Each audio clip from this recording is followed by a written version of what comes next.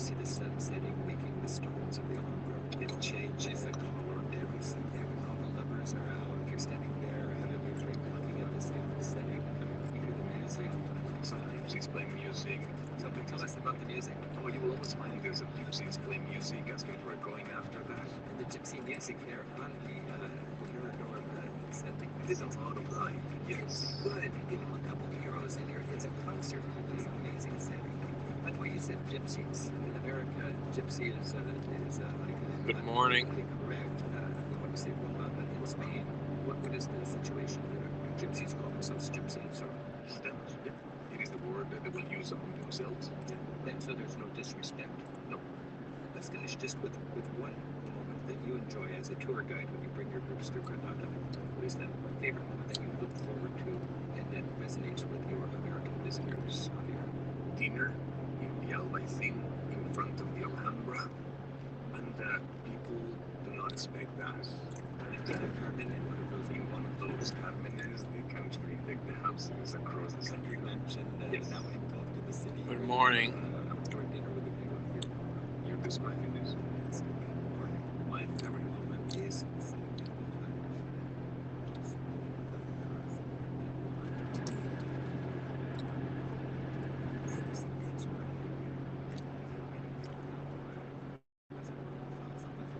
What app is messing up?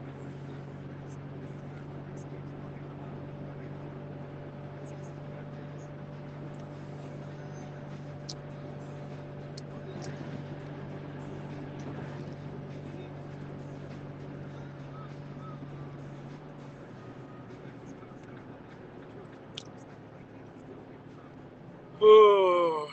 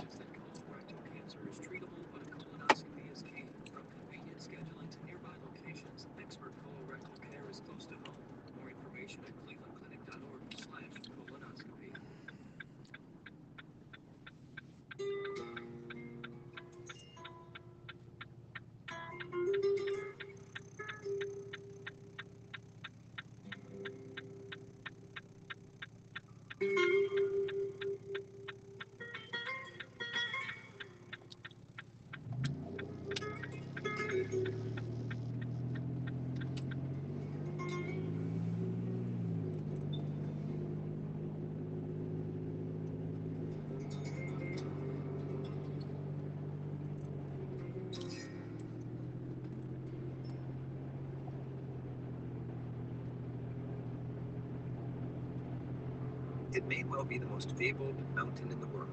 Rick Antonson climbed to the peak of snow-capped Mount Where am I going? With the challenge of getting to the summit, he learned a lot about that complicated corner of the world where Turkey, Armenia, and Iran come together. His book about the experience is called Full Moon Over Noah's Ark. Rick Antonson joins us now on Travel with Rick Steves to tell us what it was like to climb the legendary mountain that's believed by many to still hold the remains of Noah's Ark. Rick, thanks for being here. Thanks for having me by. So describe just Mount Ararat. I mean, it's such a fabled mountain. It's beautiful. It's a one-off mountain in that it stands at 17,000 feet alone, even though it's part of other mountains and they sort of appear to the side in the distance. You are irrevocably claimed by it the moment you look at it. It's almost as though it reaches out and wraps something around you for awe. Where's my other device here?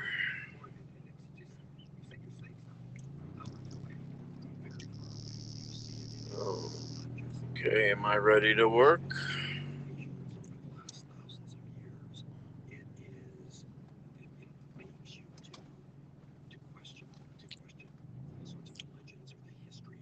Oh no! I went to the wrong Home Depot. Oh my gosh. Oh man. I just wasted a whole bunch of time. Oy vey. That's what you get for not having coffee.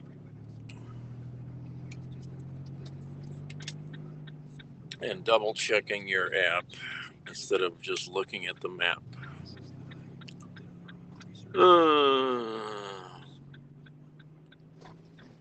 Can't I just pick it up here? Ah! Idiots.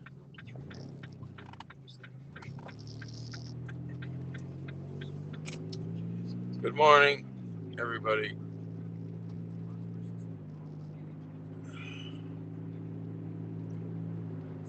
I just drove past the Home Depot I needed to go to because I'm not awake. Oh.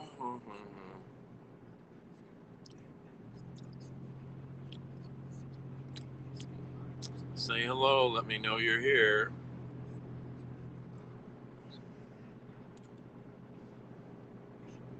It's the only way I'll know you're here.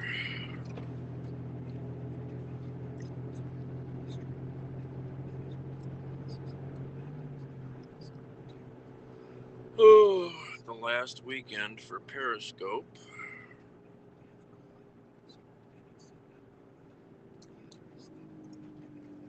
I don't believe I did that. Ah.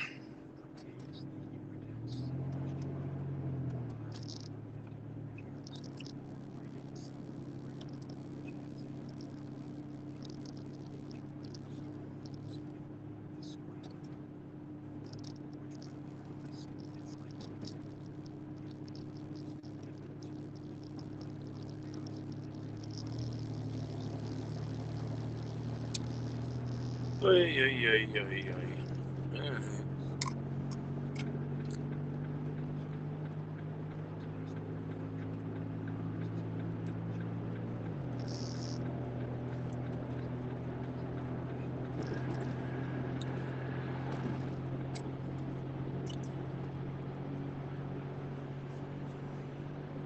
Actually could have been around in the last ice age, which would have been about 10,000 years. 10,000 years BC. What do we have as far as artifacts, evidence of anything like that? Is there a great curiosity of finding, like a lot of people are looking for the Holy Grail and so on? So there's a lot of curiosity around the possibility of there being remnants or something left over from a wooden ship all these years later, which is usually unlikely that there would be there. But what happens is that periodically, every few years, something pops up where someone claims to have found something. So, like any other historic artifact, there's a mix of true believers and of charlatans. And there are people who have misused that and orchestrated it for attention, fundraising, whatever. So there's never been anything that has been found and proven by independent third parties to be scientifically anything related to the art. Never. So really what we have in the way of artifacts are ancient accounts of a flood that may have been a legend or a twisted story over many generations and so on. Or a story about something that actually happened, not worldwide, but in a your local world. What seems like worldwide. Seems absolutely well said. But the other thing is that it's like if I said something to you and you said it to a friend and they said it and we went around the room, you know it's never the same story by the end. So it gets distorted, and that's fair. This is Travel with Rick Steves. We're talking with Rick Antonsen. He's the author of a book called Full Moon Over Noah's Ark. And Rick's been telling us about his adventure to the summit of Mount Ararat in eastern Turkey. And it's in the middle of lands that seem to be perpetually in conflict.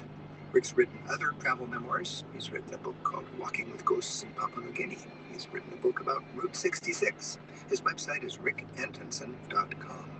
Rick, it's fascinating to me how Mount Ararat has this mystique, and part of it must be because of its location in this troubled and complicated part of the world. How does that impact people like you who wanted to climb to the top of it? Well, today I couldn't climb to the top of Mount Ararat, and there have been other portions of history, decades at a time, where it was not allowed because of the political gyrations that were going on. And right now, because of the Kurdish situation, because it's Kurdish territory, government will not issue permits. We had to wait a couple of months to get a permit to go. We needed a professional guide. It's a demanding hike, but it's not mountaineering in the sense of pickaxes and climbing up. But you can't do that today. It's 17,000 feet to the summit. It is. So that's very high. It's a lot of work, and it's difficult finding air. Yeah. But the hardest thing might be just getting permission and clearing all the red tape out there. Well, and when we were on the mountain, we trekked with a group of Armenians who were climbing at the same time, but not with us. And you could sense the tension between them and the Kurdish or Turkish people that were assisting them. So that politics is very real. So Morning. Iraq today is in the country of Turkey. But to Armenians, it's their stolen symbol of nationhood. They think it Welcome should to Cleveland, Kimberly. The Kurds, who want their own territory, their own country, which they don't have, actually think that it should be part of Kurdistan, which it's not. So it has been controversial for a long time as to whose custodianship is it within. When the Soviet Union existed and Armenia was part of that, the Russian bear wrapped its arms around the mountain and called it theirs. Rick Atkinson is the author of Welcome to a confused driver. An Odyssey of Ararat and Beyond. He posts to Twitter at I drove right past the Home Depot I need to go to. That's what I get. Not paying attention. Peter in Chino, California is on the line to talk with Rick Atkinson. Our number is 877-333-7425. Hey, Peter. Rick, my question is for you. I was just listening to what you were saying about how Ararat is such a powerful symbol for the Armenians and the Turks and the Kurds and various ethnic peoples who live in the region. And as you alluded to, as an Armenian American, you know, for myself, my ancestors have always represented home. I mean, that's what the diaspora always looks to. Aside from that, my I've been up all night. I'm tired, but I want to make some money this morning.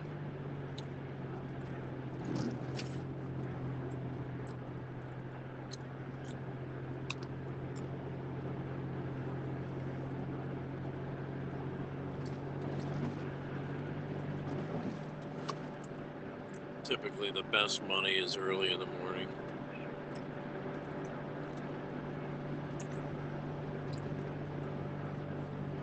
And I just blew like 10 miles or more.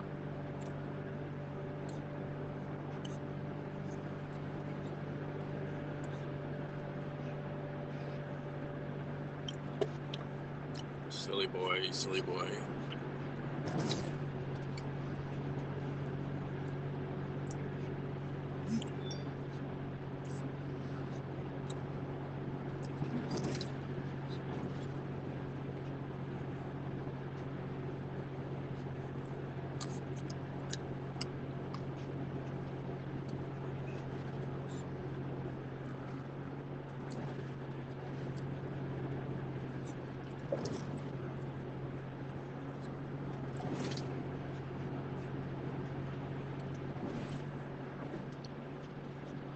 Oh.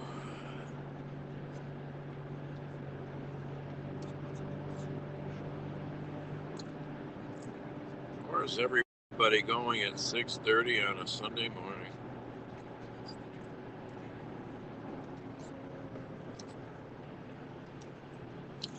Honestly.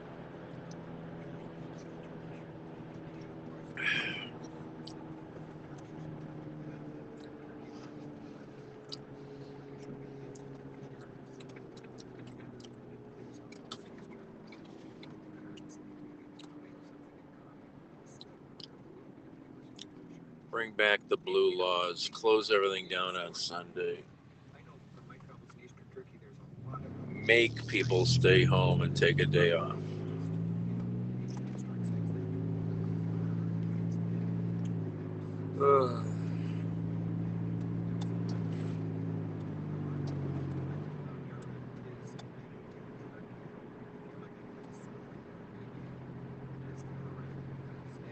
Of that, like presiding over the country, is it that integral to what Armenia is historically? If you get rid of the difficult modern history between Turkey and Armenia, absolutely. In fact, before 1915 and the genocide, Armenia at one point, the Kingdom of Armenia at one point, stretched all the way to what is now Syria, Lebanon, and the Eastern Mediterranean.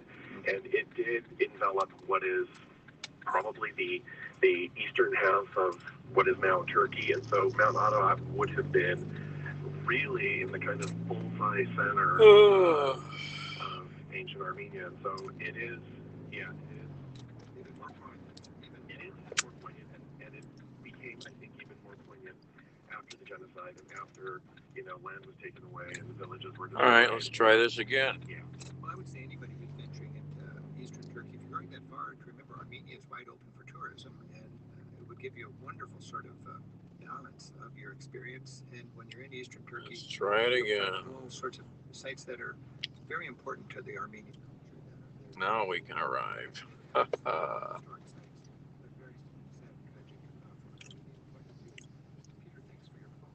Thanks for taking it. Thank you. All right.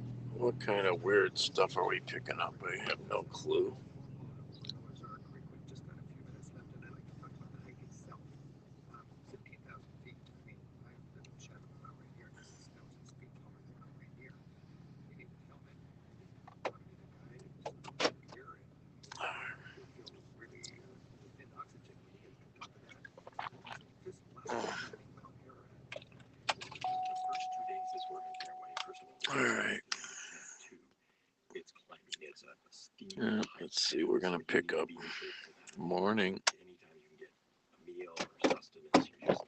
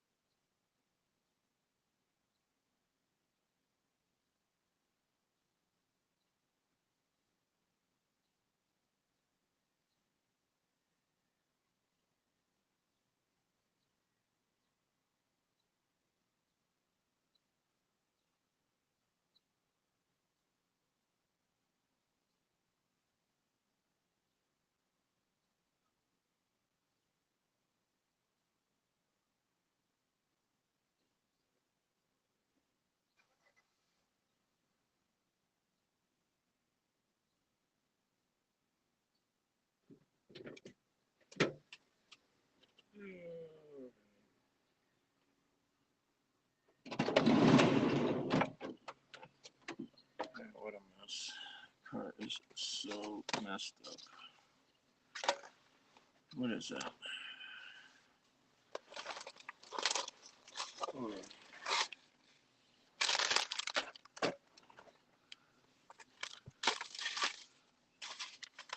Yeah. Patio furniture.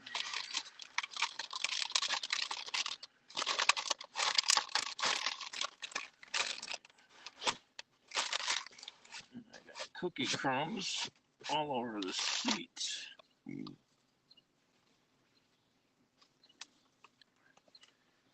All right. Put that down there.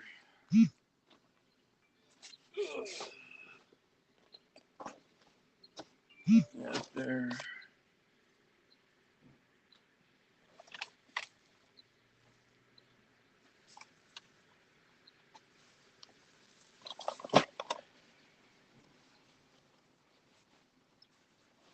All right.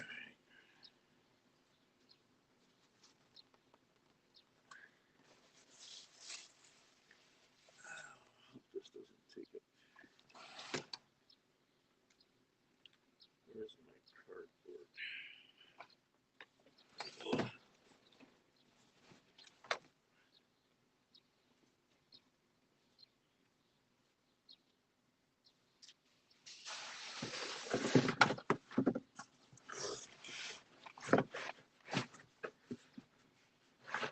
Oh, I forgot I had this in the car.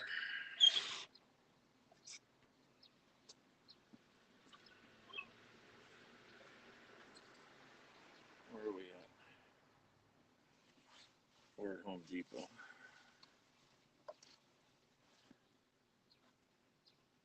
Oy.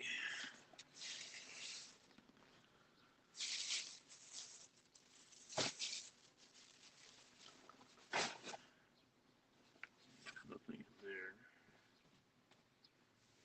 I forgot. I gotta put this.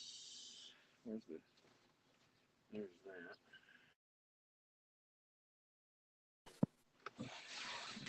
Put that way. Put that over there.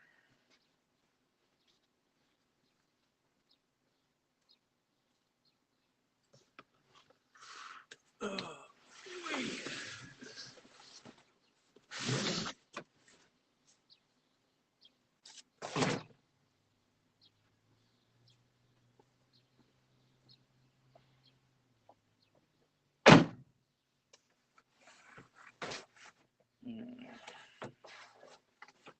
turn that.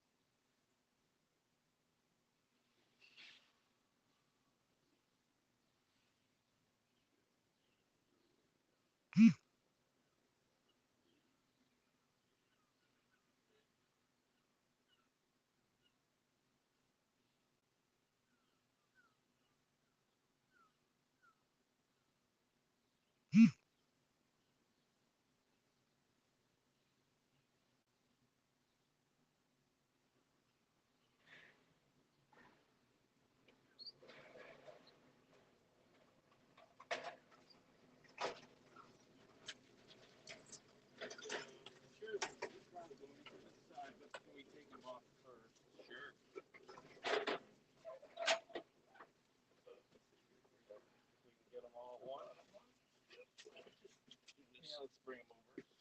That's good for now. Probably. I forgot I had this door in here. And now you got a table with it. Yep. The other table was a real big glass table. So let's see here. Actually, no, we need to lay them down. So maybe let's try to put them in. Do you want to try and keep them together? Yeah, that's what I did the other day. Those are just different, you know, because they're. We can just lay them on their back. Yep. Grab that one. And that one.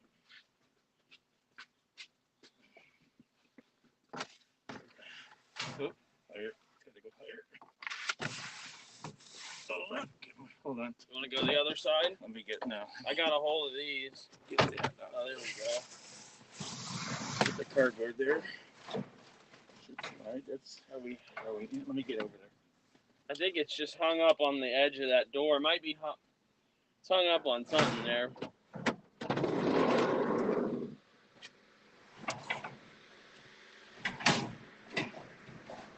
Should be good. Should be good. Should be clear. I think you're clear. I've had crazy big stuff.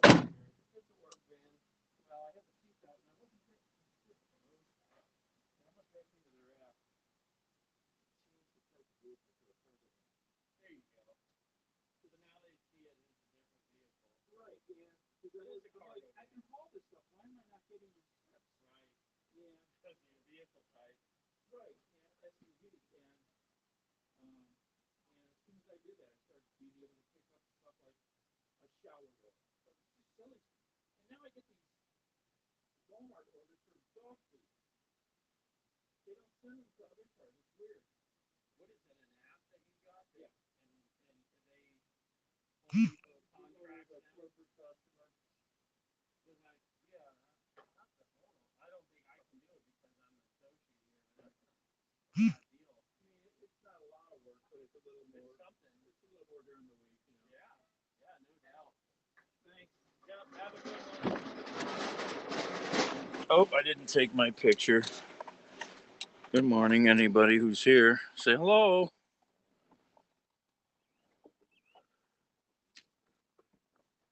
Oh, who's here? Oh, hi, everybody. Oh, good morning. All right, we're back. Take a picture.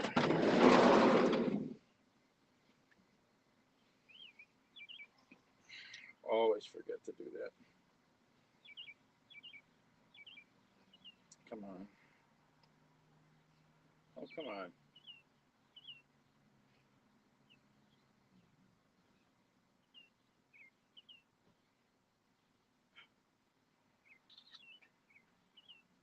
All right, good enough. Hey, Bunk.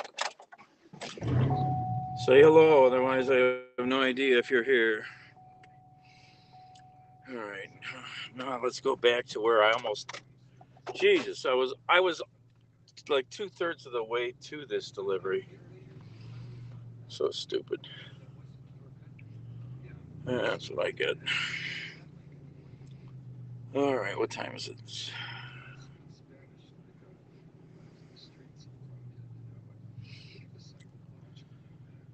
Let's see.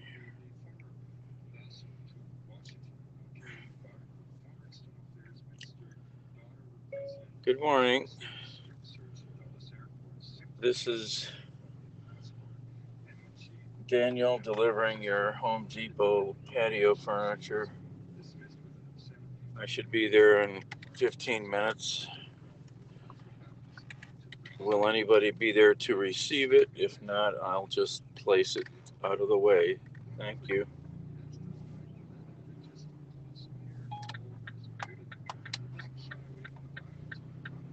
Good morning, Johnny. I should say good afternoon. to you. All right, what am I doing? Do I want to go back to the left or go to the right? I don't know. Is this the right cable? That's the right cable.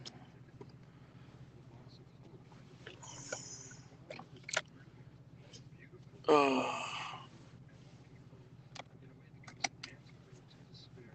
all right, do I want to take a right? I think I'm going to turn right. Otherwise, I got to go in like a U to get back on the highway. Instead, I'll just go to the right and continue going in the direction I need to go.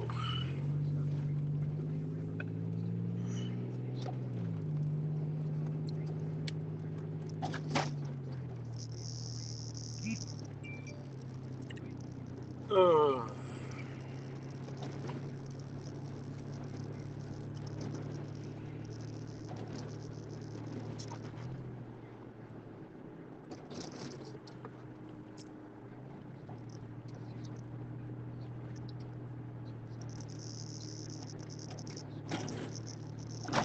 Oh, bumpy streets. Jeez. Do you have bad roads in Sweden, Johnny?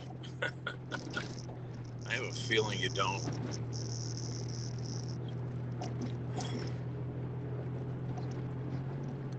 It's terrible. To the left, and you're touching the Cordillera Central, which forms up the middle of the country, and you'll fall away in the Caribbean coastal plain of the country. So you're coming out of this amazing mountainous sea, this ultimate fairy tale land of walking along an archaic road of ancient stones that falls away like mercury into the cloud forest, and you can really reach down and touch the origin of a great nation. Wait, I'd like to really get to the kind of when a traveler goes to Colombia. There's Cartagena, there's Bogota, there's Medellin. Those seem to be the big three attractions from an urban point of view, and each one is distinct. You could go to those three cities and feel like you're in three different countries. How would you characterize the cultural experience in those three great cities? You got a hangover. Uh-oh. What the heck did you drink? Beer or wine or both? So it's got great colonial architecture. It's a city of the coast. It's hangover. Oh my gosh. I haven't had one of those in a long time. 10,000 feet, cold, misty, with shimmering mountains scoring the skyline, and fertile fields volcanic paradise. And then Medellin. I haven't even had a beer in a while. Roads are pretty good. I think they're good in most places except in this country. I think it's really the geographical features. Everything. Oh my gosh. What were you thinking?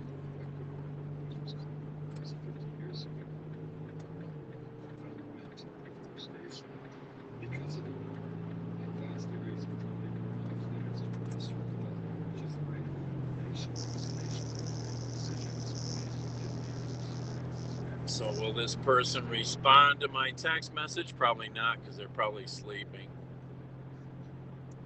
They're going to be pissed when I call them to wake them up, right?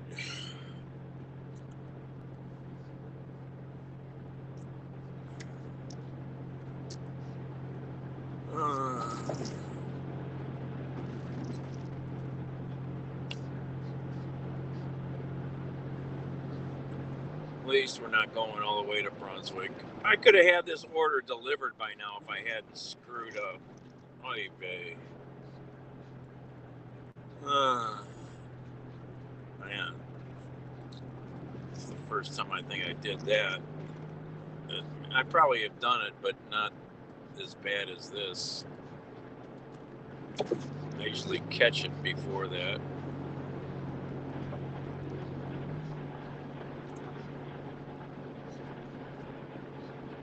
It's said to be the land of 1,000 rhythms, but ethnomusicologists have in fact identified 1,025. And the fountain of music, the mother of all music, is cumbia. But the whether it's Colombia's or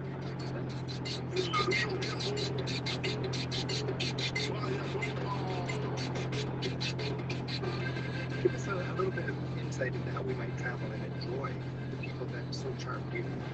Well, I think that's what we do as travelers wherever we go. You're trying to break down that barrier that exists between yourself as an outsider and people with whom you seek to live as a guest. It's always empathy and love, openness, a willingness to sleep where you're asked to sleep, eat what's put in front of you, self-deprecating humor. I mean, the way this book, Magdalena, came about was sort of sociology as serendipity. I would just turn up into a community and hang out until I found someone who had something to say that the world needed to hear. And that, as Hemingway said, was the essence of good storytelling. I mean, I think the most important thing is to travel without fear. I mean, my experience of so many travelers in that kind of cross-cultural moment, wherever that is, Rick, they get stiff and frightened and fearful, and it just seems odd to me.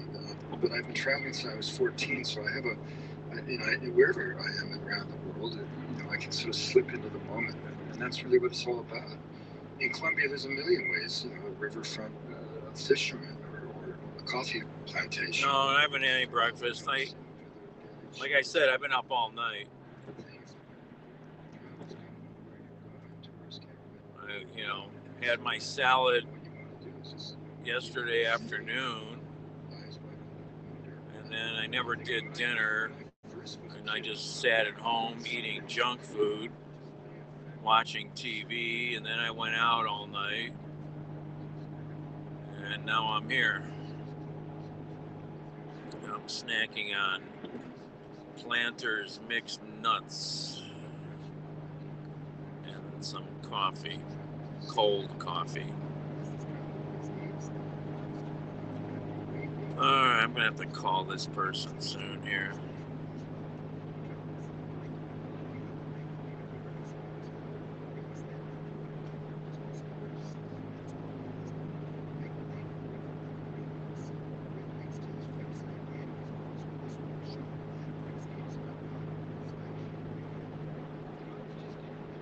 Yeah, I'm a glutton for punishment.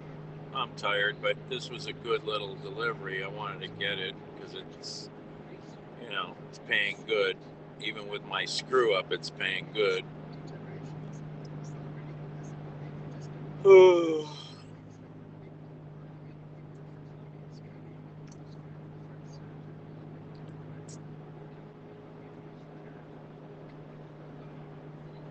Alright, no response.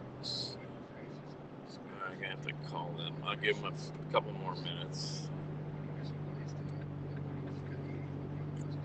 I don't know. After this delivery, we'll see if maybe there's any more work worth chasing. I find a lot of mornings, if I can get out here, I can get a couple good trips, which, I can make a little money in a couple hours.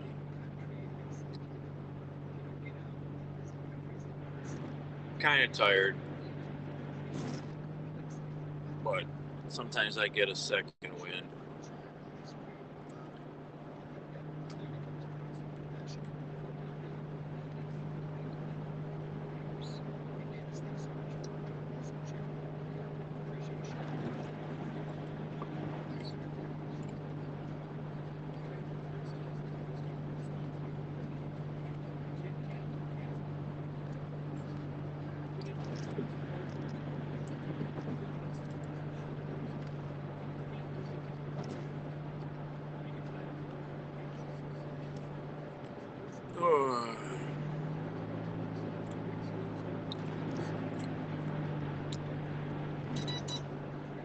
Text message response.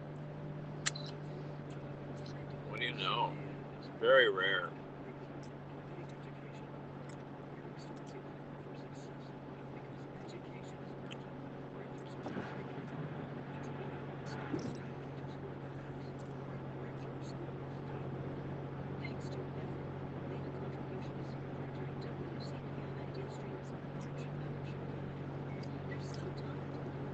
Good morning, thank you.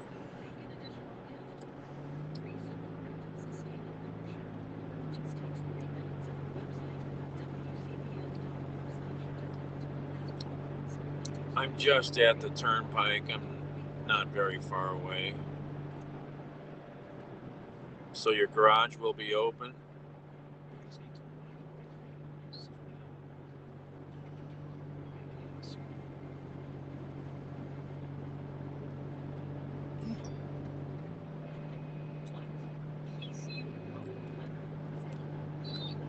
Yep.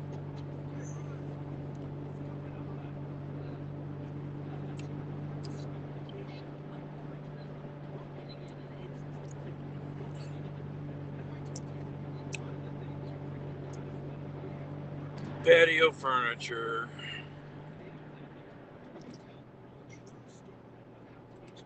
Let's get over here.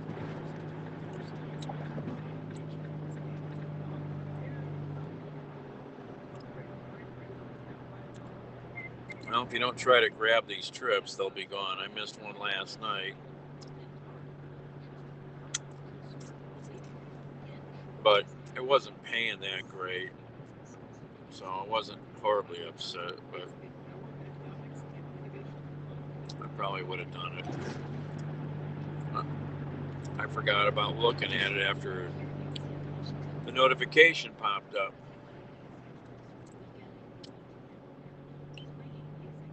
Oh, come on, phone. What's going on here? You think I erased my fingerprints or what?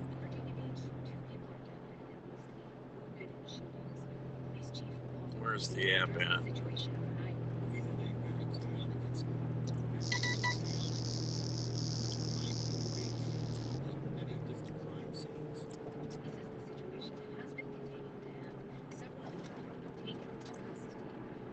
Get off here, go down Drake or whatever this How Road.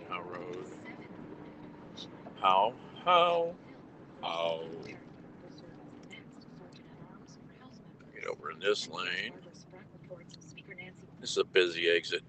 3 lanes. Is there, no, there's no turn on red. This exit is so busy, it has 3 lanes to get off. 3 lanes turn. That's how busy this crazy exit is. Suburbia.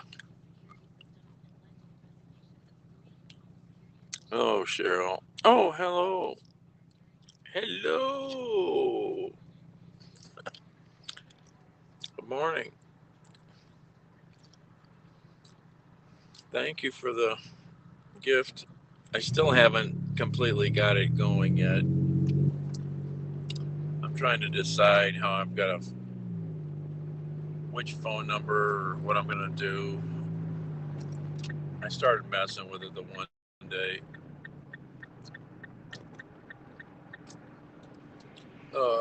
Yeah, I'm barely awake. I've been up all night. Tired. Making a delivery. Need to make a little money here.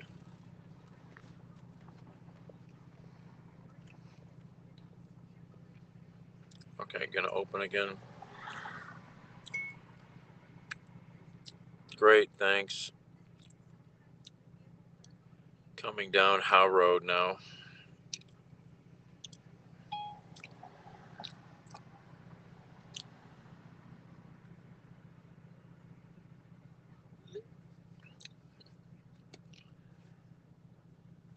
Oh, I'm tired. I just want to go to sleep. But this is money that is hard to refuse, so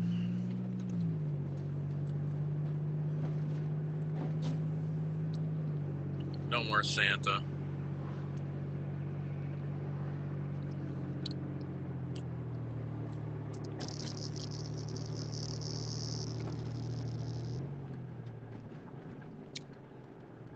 Oh, last weekend for Periscope too. Don't forget, folks, gonna follow me on Twitter or Happs or Instagram. At least you can message me and find out what I'm doing. Oh.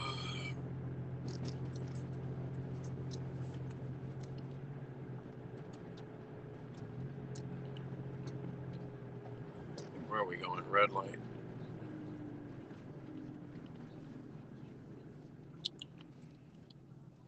What was I going to say?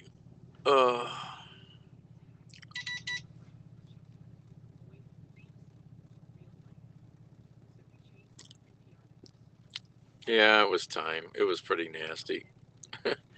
I didn't have the energy to try to brush it out really and clean it. I had been pretty bad this winter.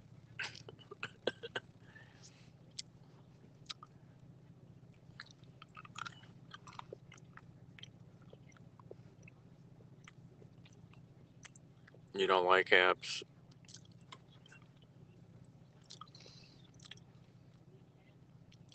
No. I don't know what else I'll do.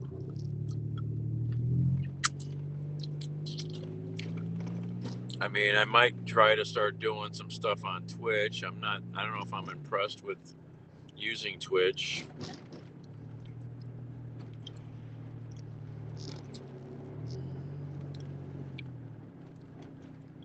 Happs wouldn't be so bad if it didn't have all the lag it has. That's the real complaint.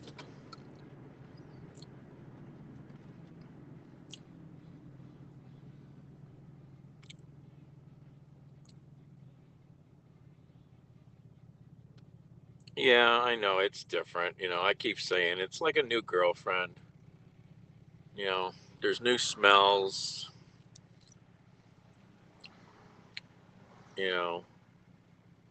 They want to use the house differently than you do, all that kind of stuff.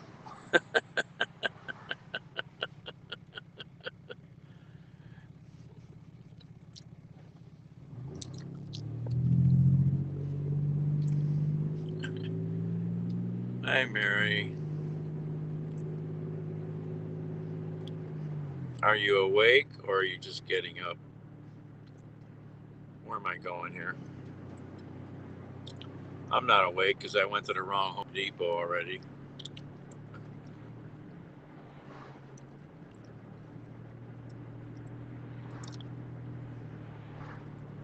Drove past the right Home Depot. You like that? Yeah. What street is that? Boston Road.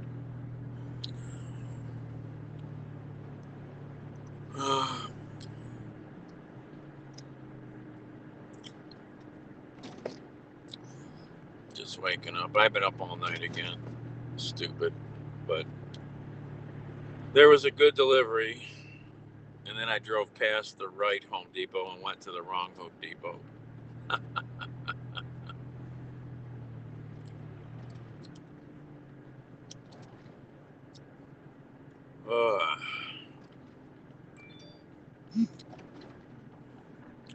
Wait, you're just waking up. Holy crap, it's early.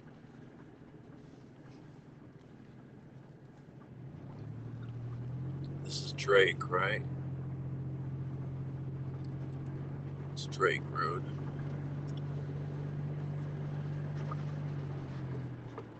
Yeah, I wasn't paying it. I didn't really look at the app. I just looked at the dot, what I thought, and I swear I thought it said Strongsville. So I went to the Strongsville Home Depot.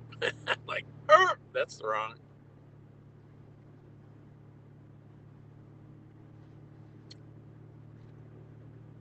Yeah.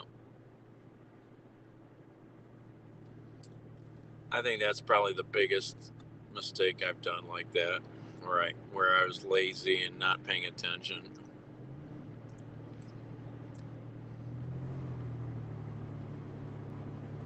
Let's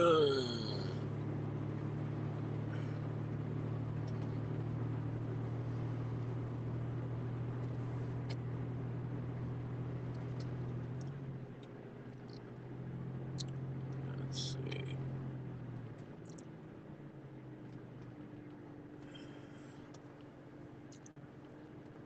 Yeah, this delivery's just up here at this light somewhere, I think. Yeah. Not far.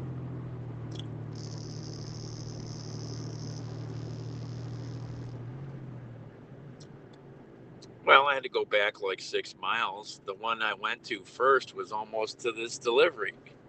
It was ridiculous. Oh my God. I was like, what the hell?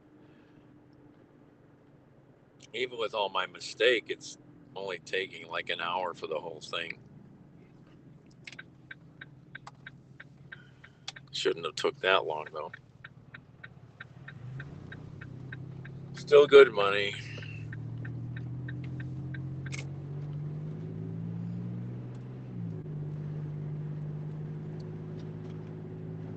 Drove right past it on the highway. All right, where are we going?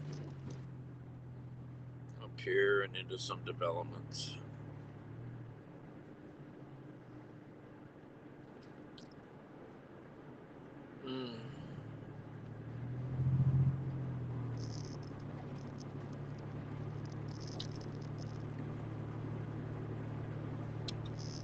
Oh, that cute little restaurant's up here that I went to a few months back. Breakfast lunch place. It's called the 99er. Niner 99er.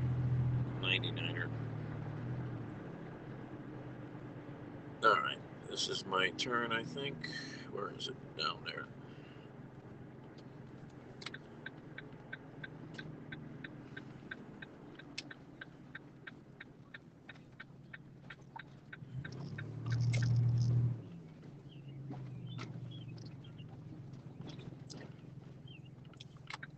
Oh, this guy don't have his lights on. That's right. Turn your lights on. It's still a little dark out.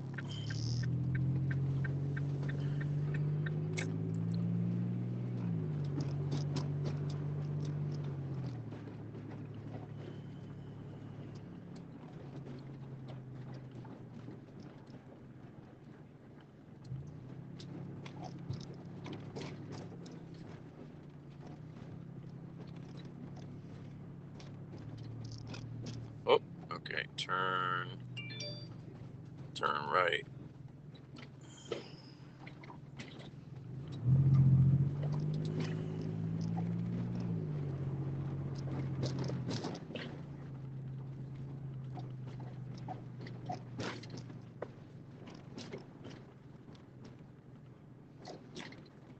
All right, where are we going here?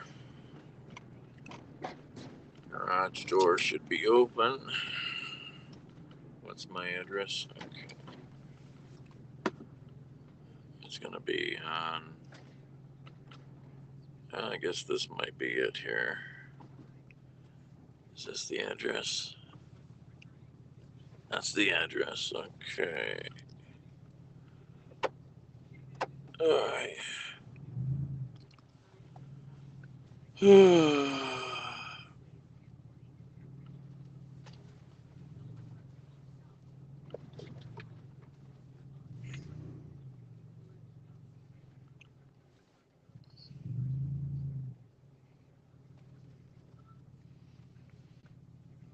think I saw one car in the garage. Oh, back into the house, right?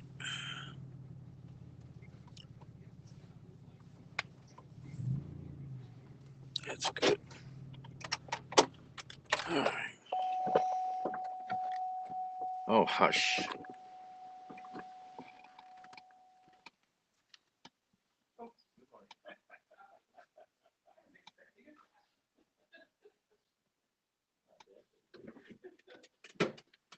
You'd be amazed what I can put in here. I had a much bigger one of these the other day. This big oval one.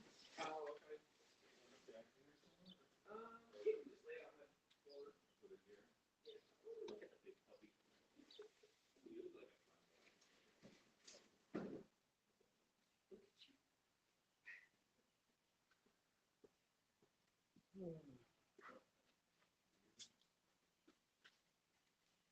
a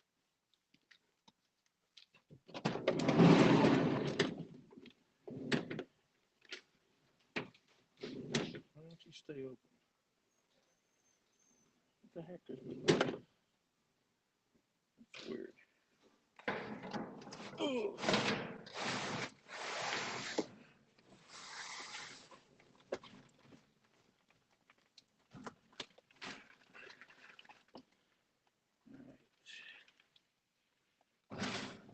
Don't pinch my fingers. Don't pinch fingers.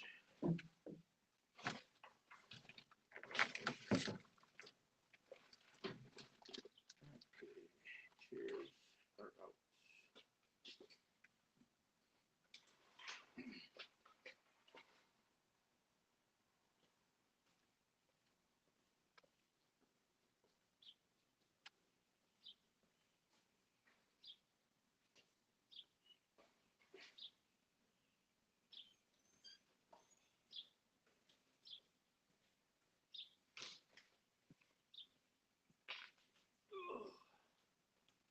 So yeah, they'll stack all together if you have to, you know.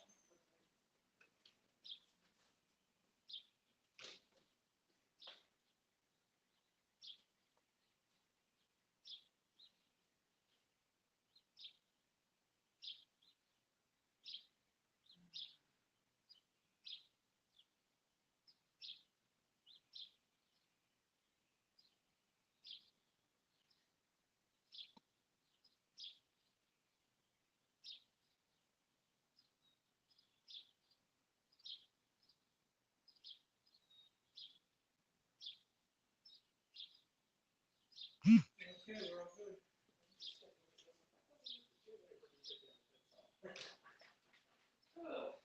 So I wouldn't know the difference. That's all yours, though.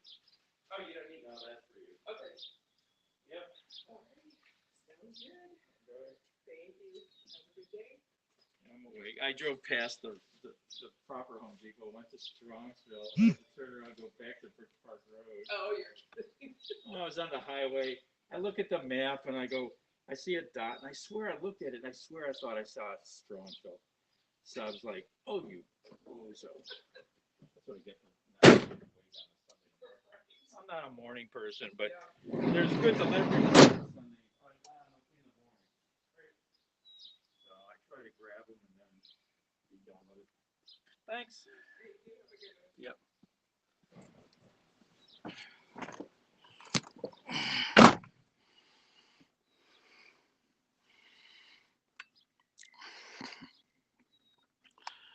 All right, is there any other work out here? Yeah, I might go to a bad period. Let's see. She had a cute doggy, a big, fun-looking doggy. I'm jealous. I want a doggy. There's no other deliveries. Wow. Sundays tend to be pretty dead, delivery-wise. But yeah, there's a ton up in Michigan. Columbus, Pittsburgh usually has a bunch. Yep.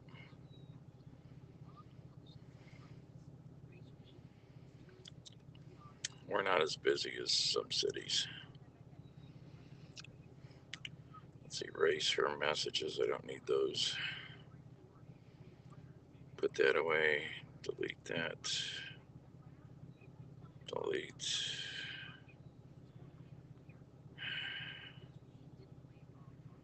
Okay.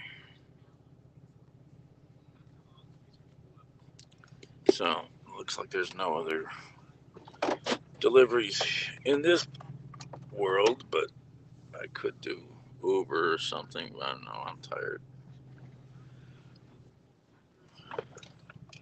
Where am I at? I'm up in Brunswick.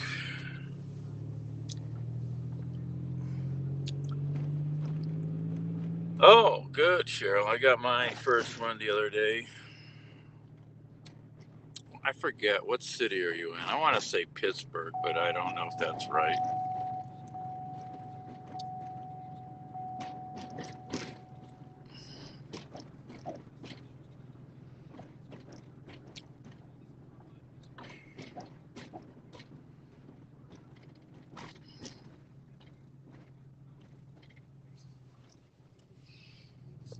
I even forgot I still had the Band-Aid on from the shot. It was there for days. They used good Band-Aids. Oh, Florida. Okay, I couldn't remember if you'd ever told me, if I remembered.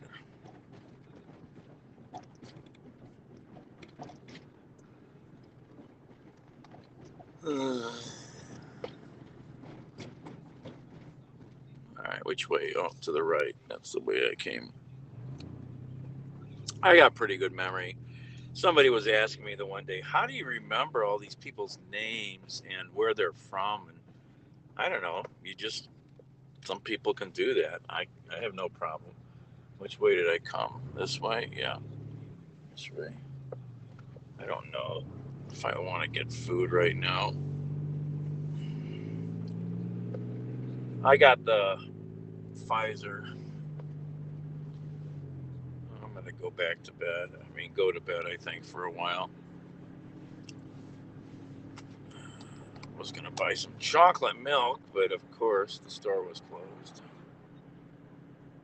Oh, that's right. Okay.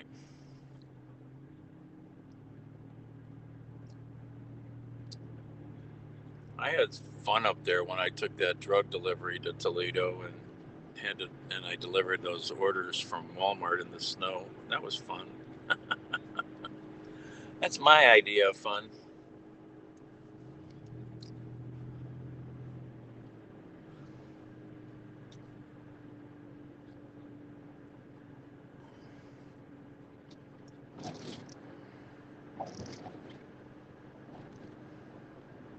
Is this my... No, I got it. Where's my turn? Is this... No. That's not Drake. Oh, this is it. I did not remember that the road ended there. Okay.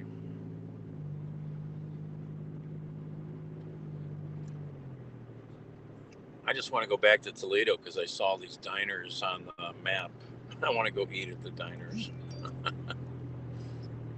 At least in that neighborhood where I was. I never noticed them before when I've been to Toledo. I don't know.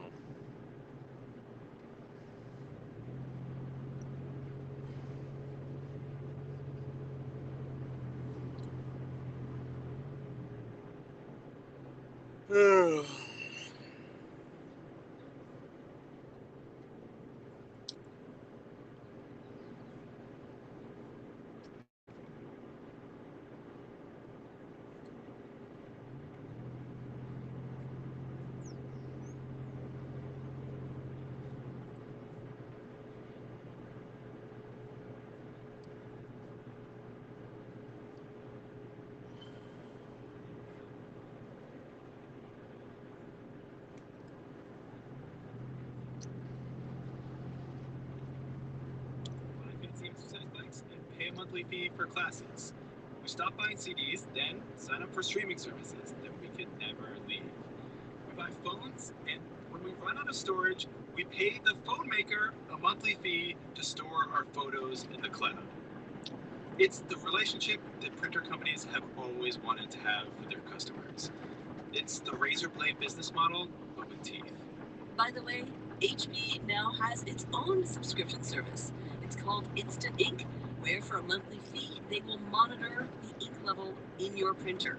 Before you run out, they'll send you a refill. You know who got stuck signing up for this one? Dolores. I know it sounds ridiculous. She literally sued the company. But she still has an HP printer. She still needs ink. Yeah, and so even though you're like, never again, you're still kind of stuck. And I'm stuck. Right. Unless I want to go out and buy another printer. She says she's not happy about it, but it is convenient.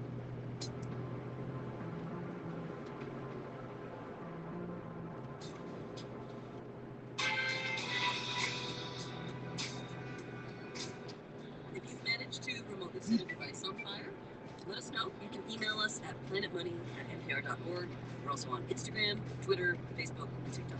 Today's show was produced by Dave Blanchard and mastered by Gilly Moon. Planet Money's supervising producer is Alex Goldmark. Our editor is Brian Erstad. This episode was edited by Molly Bissett. Special thanks to Octavio Blanco. I'm Amanda Oranchik. And I'm Nick Fountain. This is NPR. Thanks for listening. Wow, Nick, I will never look at my computer printer the same way ever again. Same.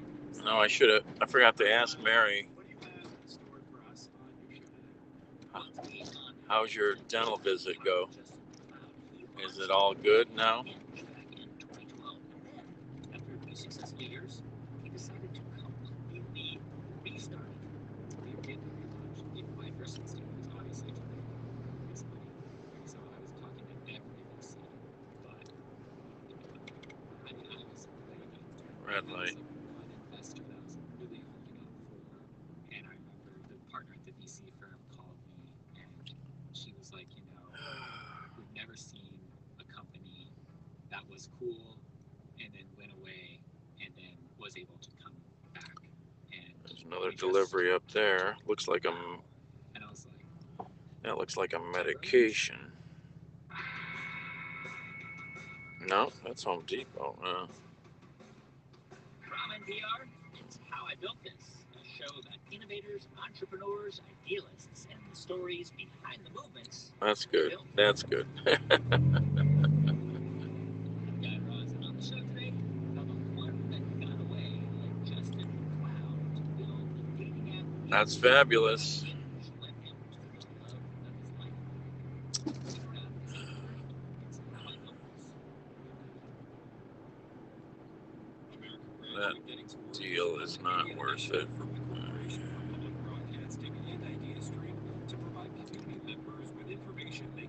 The heck is that?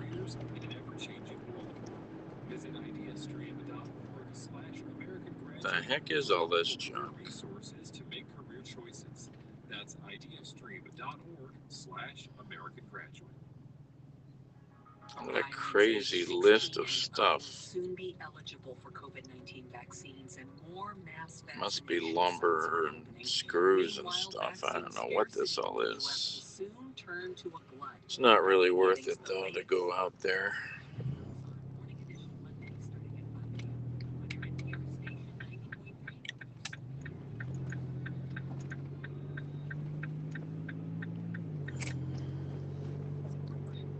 Aurora to Northfield, yeah, that's too far. What's that? Home Depot. There's a Home Depot delivery, less than a mile. What is this one?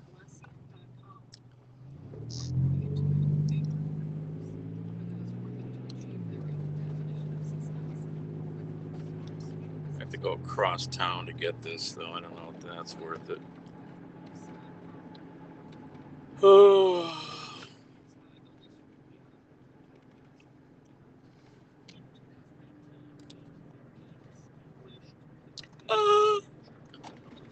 I don't think have you ever seen me without the beard?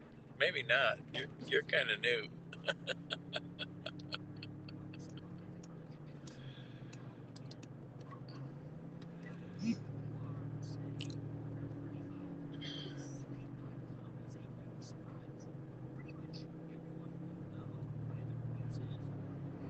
Hey, Sean. Sean's like, oh my God.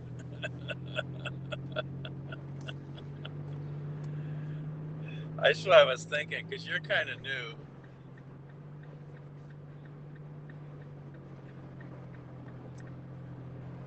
That was the bushiest I think I'd ever had the beard. Did you see the pictures I put on Instagram? I put some crazy pictures on Instagram. Oh yeah, I clean up real good. After Tuesday, the undercover assignment will be over and I can go back to the office.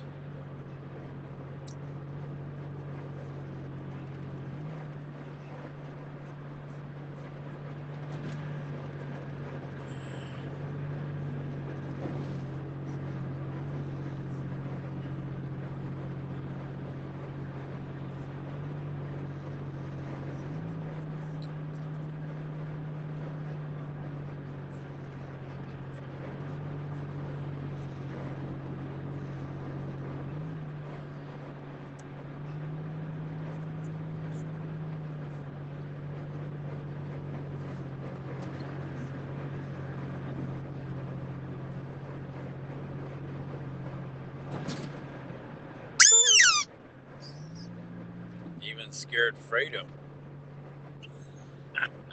Fredo!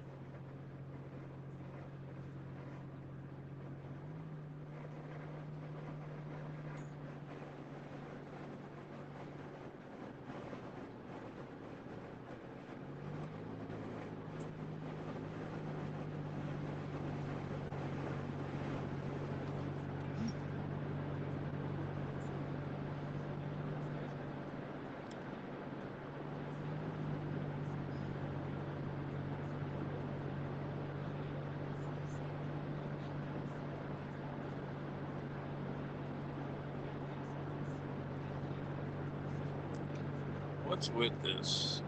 Oh, come on, phone. Ugh. 200 pounds.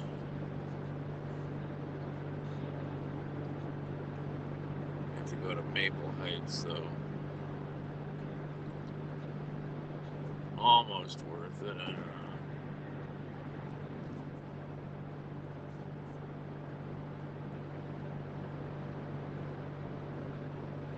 Go visit who?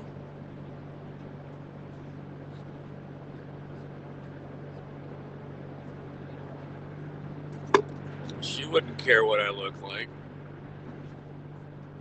I don't have the money to go anywhere.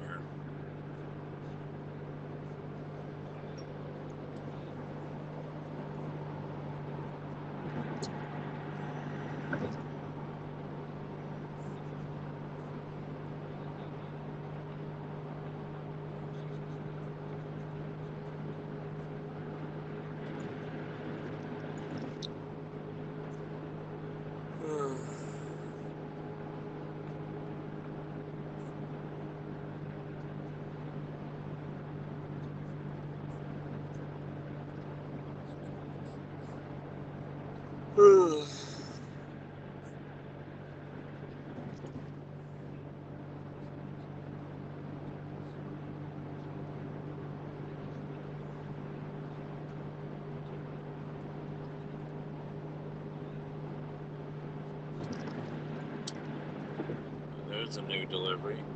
Yeah. Well, that's a drug delivery.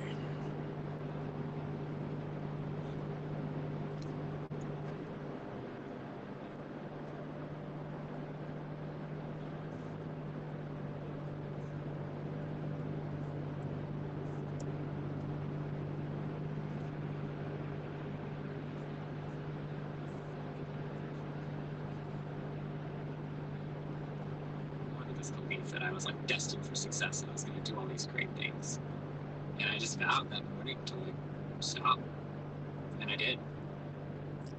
All right, so you graduate and you move to Washington D.C. and I guess you worked in management consulting for a few years, and then you went to business school, right, to Harvard Business School. I did, yeah. How did you start to think about, while you were in business school, something connected to relationships or dating? What was the story? I mean, it's so out of left field. I had no idea what I wanted to do, and interviews were starting, and the consulting firms were interviewing, and I applied to all the consulting firms. I got rejected from all of them except McKinsey, so I took the job and signed with McKinsey. And so it's around Thanksgiving, and I've gotten a job at McKinsey, and I'm actually dating this girl from HPS, and I just couldn't get Kate out of my head. I mean, everyone that I tried to date, ever since I lost Kate, it was like 4 years ago at this point, I would just compare to her. Wow. And I'm finally like, okay, Justin, it's been 4 years. You've been sober for 4 years. You've gotten into Harvard Business School. You've got a job at McKinsey.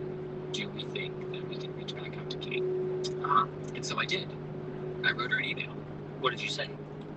I said, it was kind of like an amends letter. It was kind of like a, I know that I did not act with a lot of kindness or integrity during our relationship, and I don't know how I could ever make it up to you, but I would love to try, basically. And she called me like the next day, and we had this phone conversation, and we actually agreed to meet back in New York that Christmas.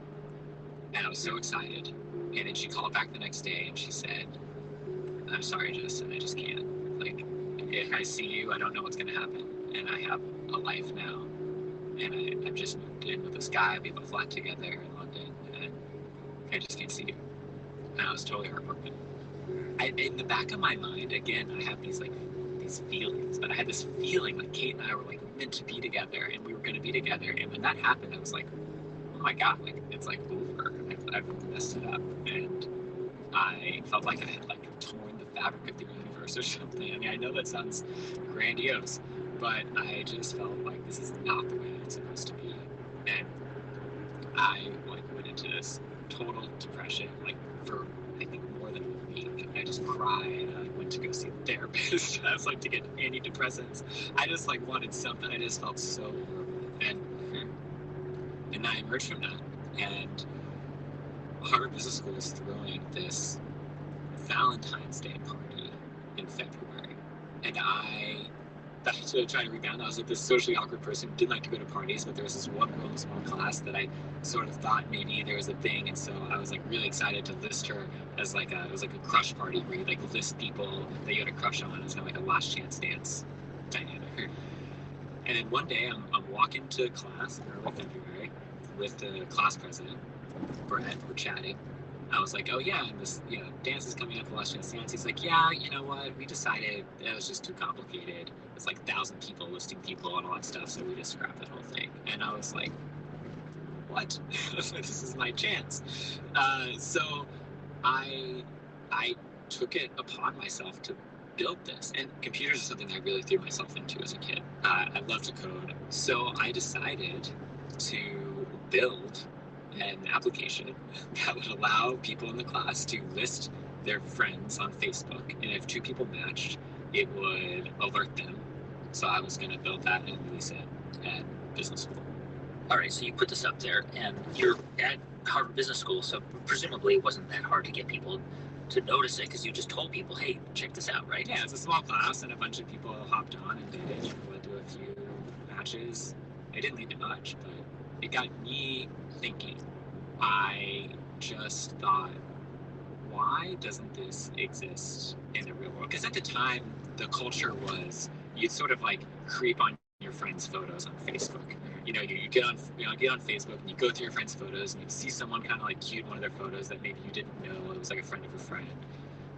And so this idea sparked of like, if there was a dating app that was connected to Facebook, people would use it because it would be so simple. You already have your profile, it's already done. You already have your photos set up. You have social verification.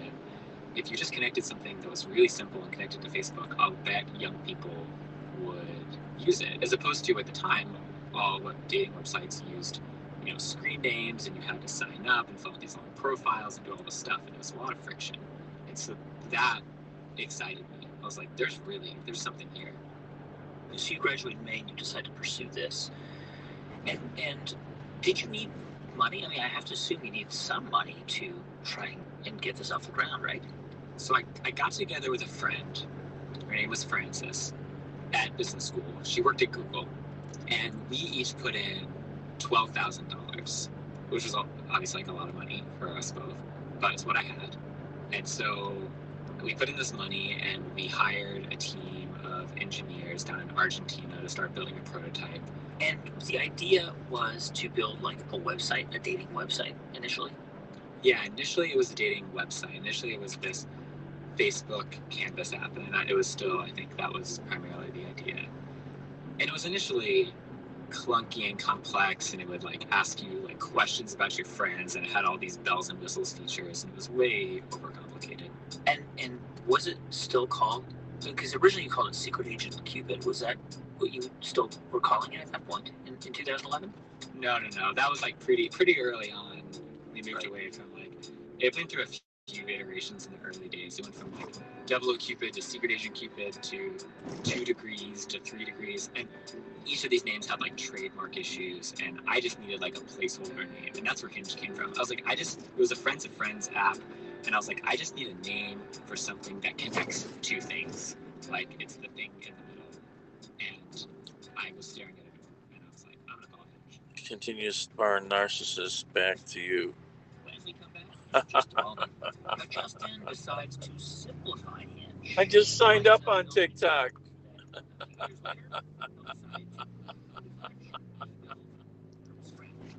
Stay with us.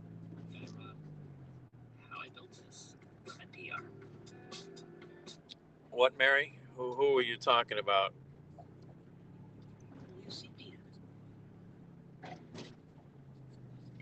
Oh.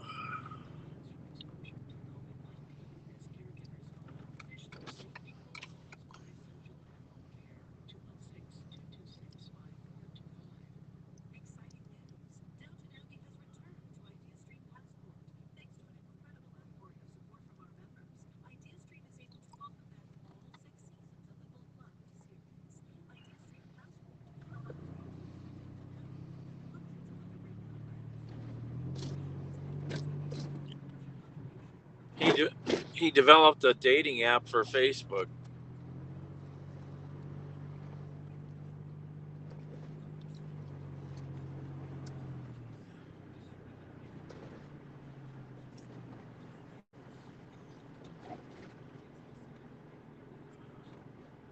What was I doing?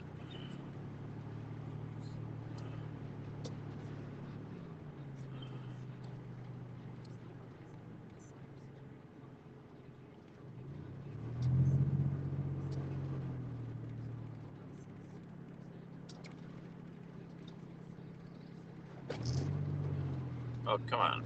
Oh, bumpy.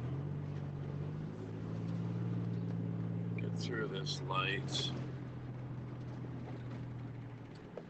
He was talking about, losing love and being in Harvard Business School. What is going on? This phone. Oh, jeez, these devices. I want to stick a knife through them. Yeah. We know about that.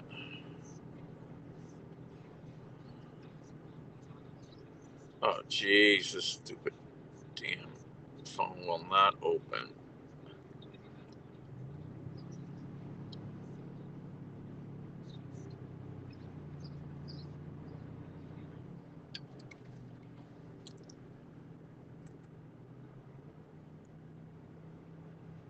Well, there's a way you're supposed to be able to download your Perry data, and I tried doing it, but I don't know what it's giving me this weird little 200 kilobyte file that you need something to open it with. This thing I sent you, the name, the file extension. It can't hold any data that's 200 kilobytes. It's nothing. Didn't make any sense. And I've tried to message Twitter and Twitter support. Then nobody responds. They're just blowing off Periscope totally.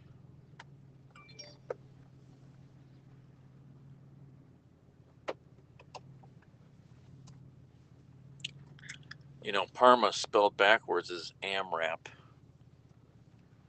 And there is a street with that name too. Nah.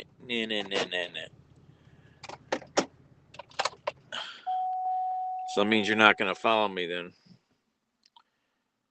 All right. Why won't this load? Oh, jeez. Yeah. They're probably overwhelmed to a large extent.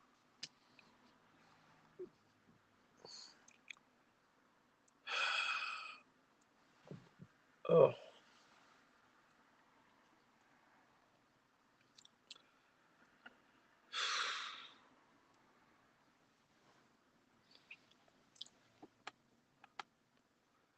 I looked at StreamYard, for example, but the only way I would use StreamYard would be if I paid for it to be able to get the rebroadcast permissions and not.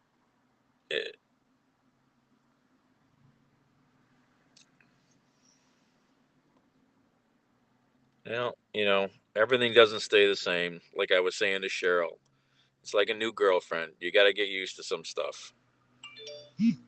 You know, it's not that bad. If they could fix the lag, I still have issues with the lag. Ugh, well, this load already. What the hell? Come on.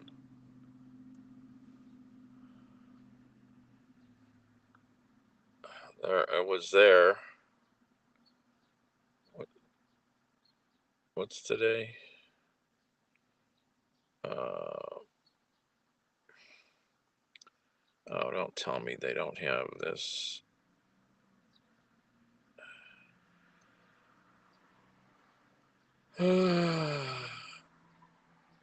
What's the,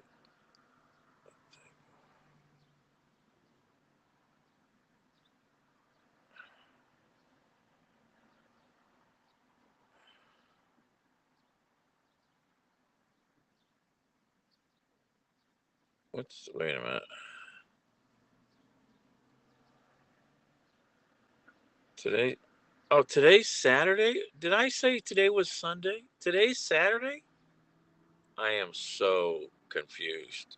I lost a day or gained one. Yeah, but the only way I would use it, because I want to be able to hit other platforms. The only way you can do that with StreamYard is to pay $100 and some a year minimum. And even then, how am I going to get everybody to come find me? How would StreamYard is just Zoom? How are you going to find? How are you going to be able to advertise? It's a private network. It's no good really in that sense. You know, um, it's like if I just started broadcasting on Zoom, nobody would find me. There's no, at least apps like Happs and TikTok or whatever, Twitch, you get some possible, sort of advertising. People can find you. Um, I'd heard about StreamYard before, but I'd forgotten about it. What was I doing? I was trying to open this before. I'm so confused. How do I go back? Did this open? This must have opened another window. Yeah, that opened another window. Go back here. How did I lose or gain a day? I don't know. So anyway, I don't know if you listen to NPR. This is Planet Money. If you want to go find the story, you can go listen to it again. Planet Money, how I built this with Guy Raz.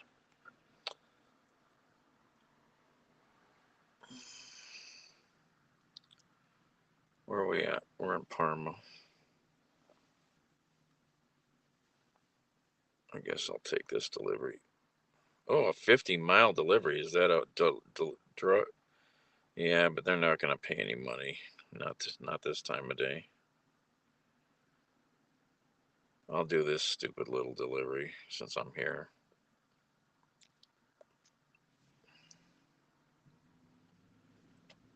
Should give it to me right away.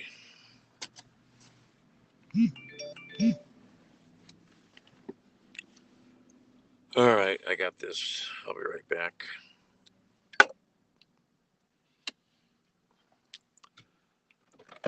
Oh, be right back.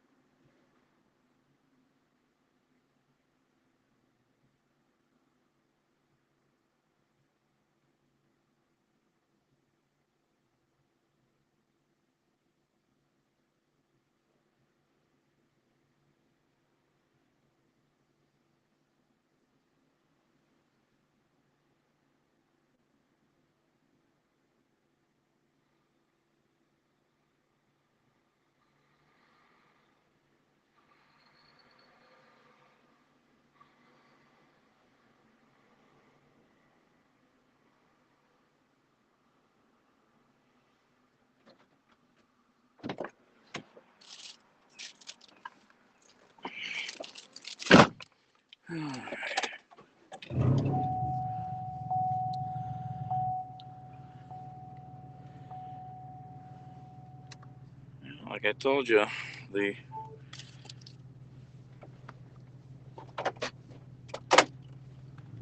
assignment is over. Once I get my haircut, I can go back into the office.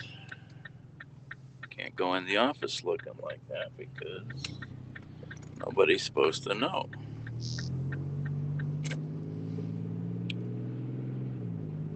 Oh.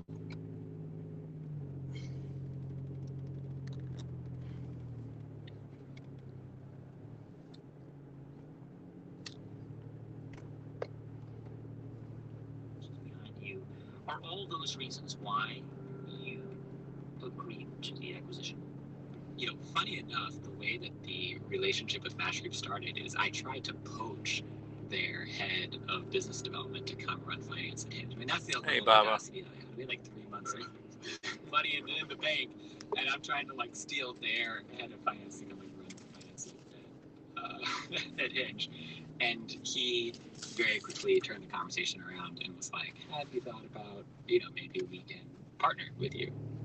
And so the more time I spent around that team, the more I realized that the combination, I think, of our different perspective on the Hinge side with their wisdom, financial backing, it was going to be a really good success. And there's a reason. I think, you know, you see that the startups that have really taken off and grown in the dating space were all started in-house. When you think about, Justin, when you think about your story and all the ups and downs and where you've come to, how much do you attribute to, you know, your hard work and your skill and talent, and how much do you attribute to luck? I feel pretty lucky. I mean, if you go through my story and going through it today has really reminded me of that. There are so many serendipitous twists and turns that had they not happened, it's hard. Oh yeah, the beard comes and goes. I'd be somewhere, maybe. You know, there are a lot of really lucky things that happened to me. There are a lot of like really tough things that happened along the way. I mean, having the company fail multiple times, like drug addiction, alcoholism, like there's all these like really tough things. And when I look back, I think the hardest things, losing the girl, drug and alcohol addiction, the company failing, it ended up being my biggest blessings. If those things hadn't happened, I certainly wouldn't be here today either. And if there is skill involved, I think it's how we roll with the bad things that happen. You know, do we resist it and fight it and judge it and get resentful about it, or do we lean into it, learn from it, and like keep showing up the next day? But that said, I feel unbelievably lucky. I choose to feel lucky. We got a popo behind us. That's Justin McLeod, Hello, Michael. CEO of Hinge.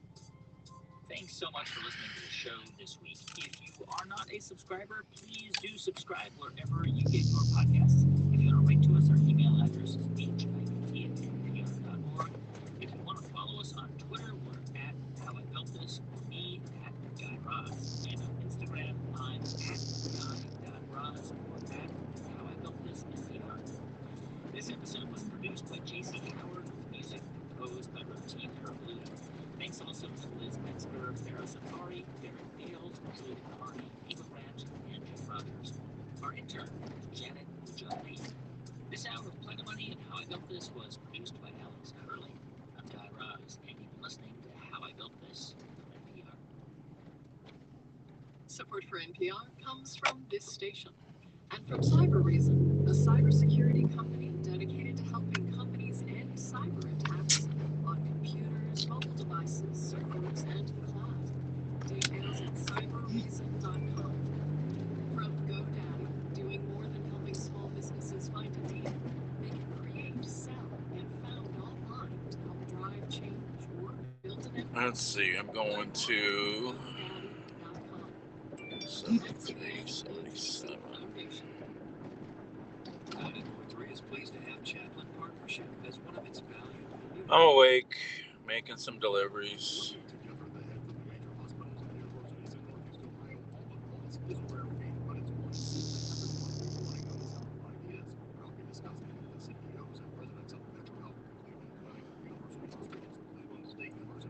Northwest Reserve University is their unprecedented collaboration to create new jobs, enhance career pathways, and invest in bioresearch in the area. It's what's new Cleveland Innovation. Yeah, I missed most of his story.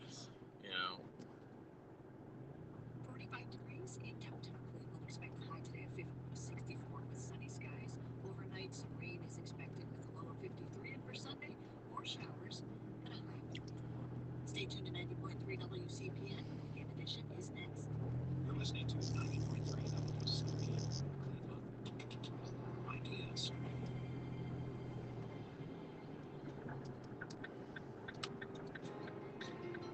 Oh, not there. This is From your news in Washington, D.C., this is Weekend Edition.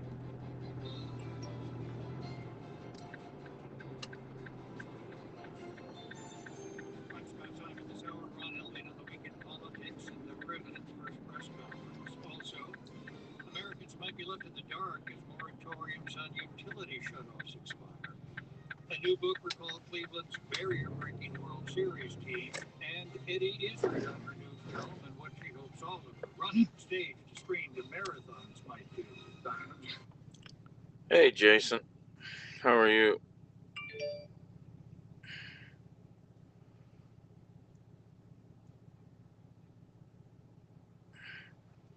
All right, I've never delivered here in the daytime.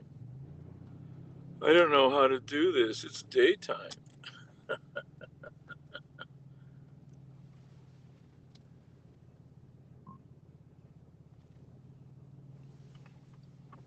Just gotta stop right here for a second. I'll be right back.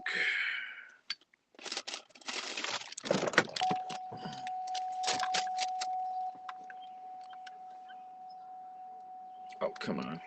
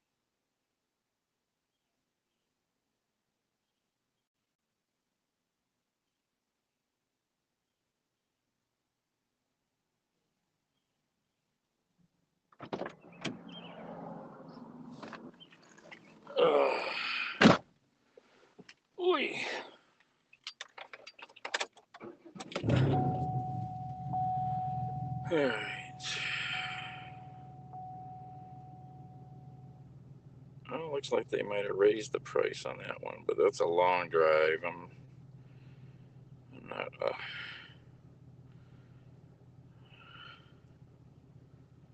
Where's that? $11. What is that? Looks like a table. Where's that going?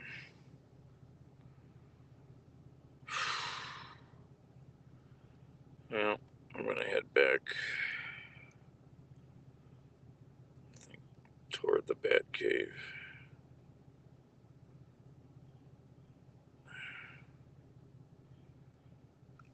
Alright. Alright. Hang that up.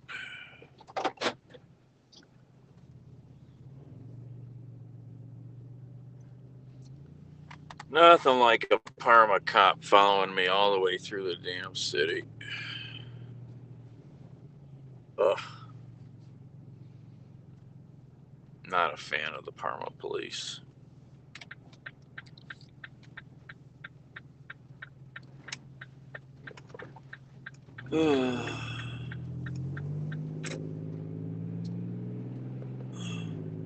It's in helping self-employed workers and small businesses.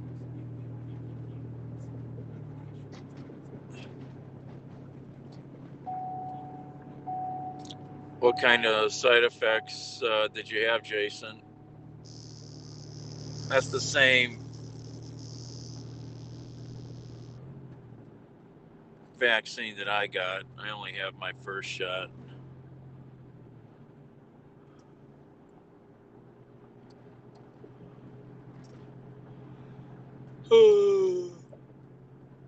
Yeah. So you said, did you get pierogies? Did you look for pink flamingos?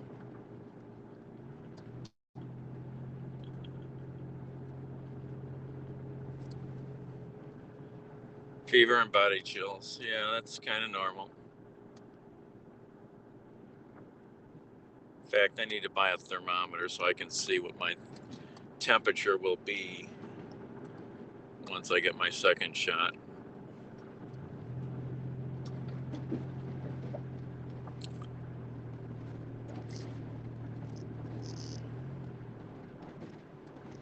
I'll just sit in a tub of ice for 6 hours. I'll never be able to tell if I have a temperature or the chills.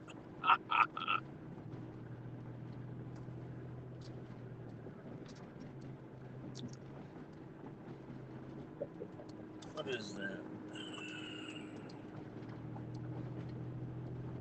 Yep, it's trying. It's cloudy today. It's cloudy today.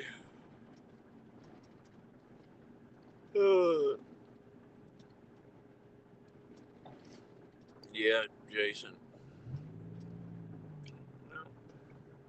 That's how your body makes its immunity, gets used to it, figures out how to deal with it. Yeah, that cop was parked in this parking lot. They sit in this parking lot all the time, especially in the dark. And he pulled out as soon as I came past.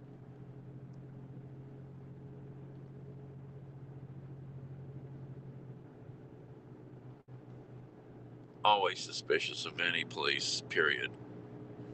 Especially when they drive right up behind you.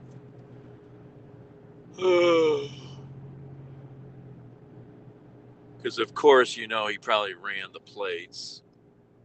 Lucky there's no warrants. Bulldog mom.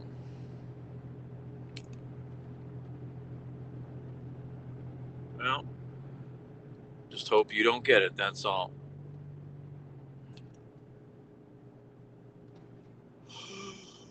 I got a friend who just gave a 4-month report on Facebook. He had COVID 4 months ago. He had bad pneumonia. Well, you're lucky. Doesn't mean you still shouldn't get the vaccine, but that's your choice. He had bad pneumonia. He ruptured cartilage in his chest from the coughing, and his blood pressure's all screwed up.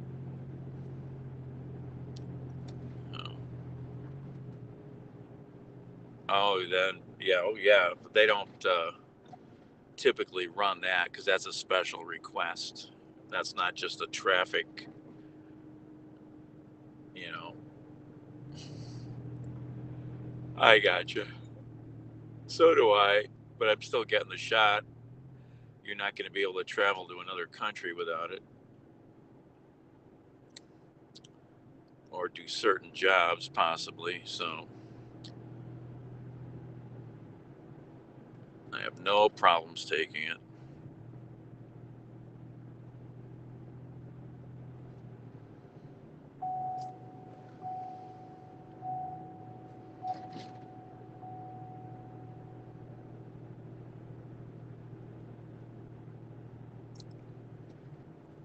Well, I want to be able to get into Canada this year possibly, and things like that, and you're not going to really be able to travel without it. You know, it's just like when I was going to go to Africa. I had $400 in shots so I could travel. You know, it's no big thing. There's nothing wrong with these vaccines in general. You know, it's like any vaccine. This vaccine's been, all these vaccines have been pretty damn safe. I mean,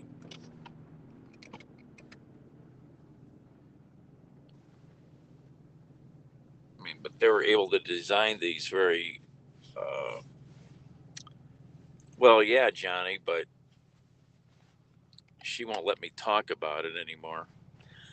Ha ha ha.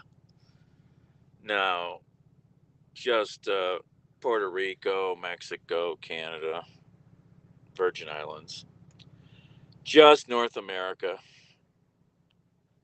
Hi, Zoe. Good morning. I tried to get to Belgium with a girlfriend years ago, but she was no fun. She would go all the time. She would. She didn't want me to go over.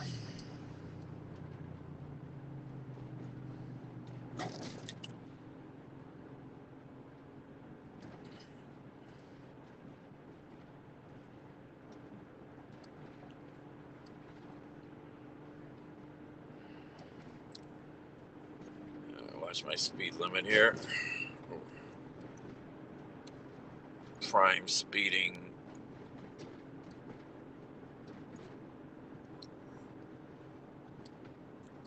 Gauntlet for Parma. Yeah, I need to get to Europe, no doubt.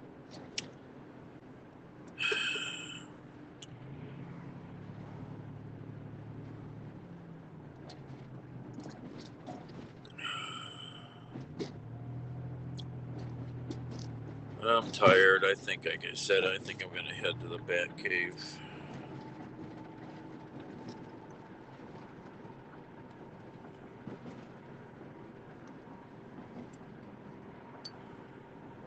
There is one more delivery up here. I should have turned back there. Oh no, turn up here.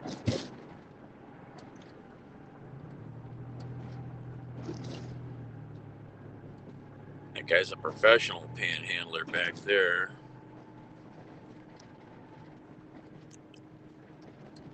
Hello, Dallas.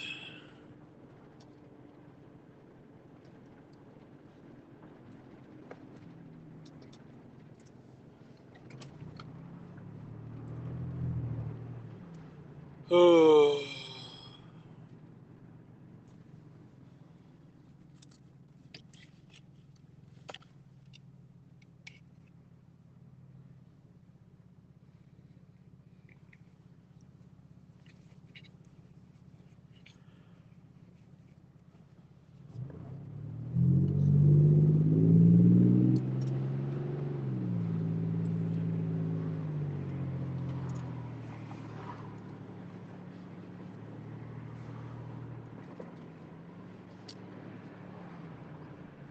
Well, I was up all night, so.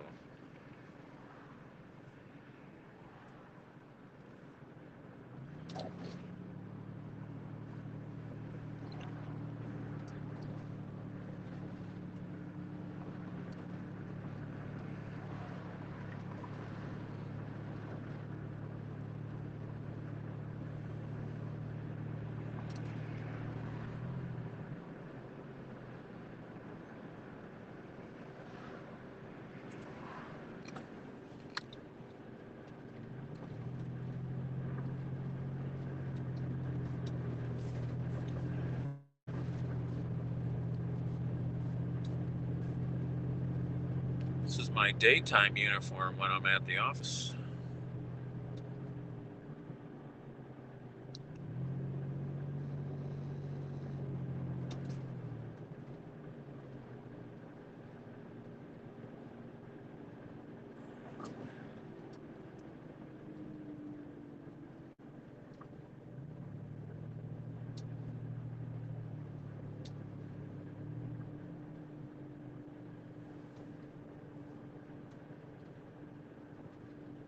Yeah, and the ones that have the virus that get sick get pretty sick. I've been accused of being a bank robber, but I've also been accused of being a federal officer. So which one is it?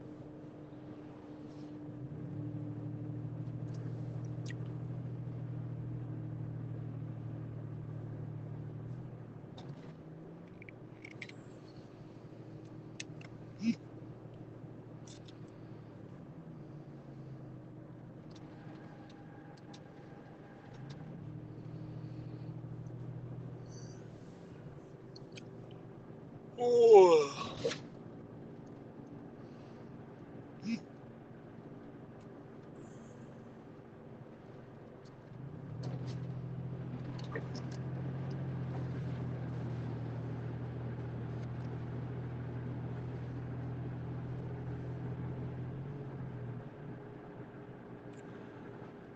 All right, everybody. We're within the 10-mile radius of the Bat Cave, so we gotta hang up.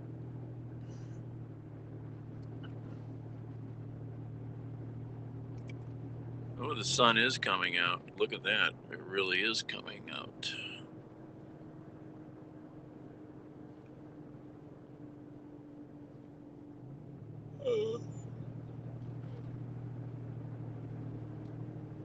All right. Good morning, everybody.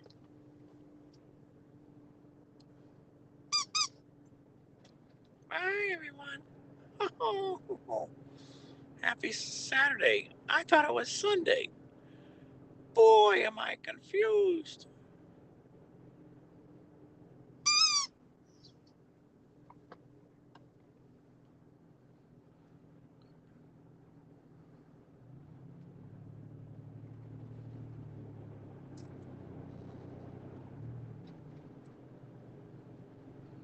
Bye.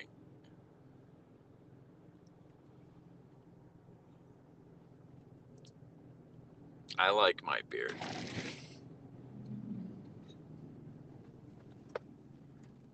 Thank you, ladies. All right. See you later.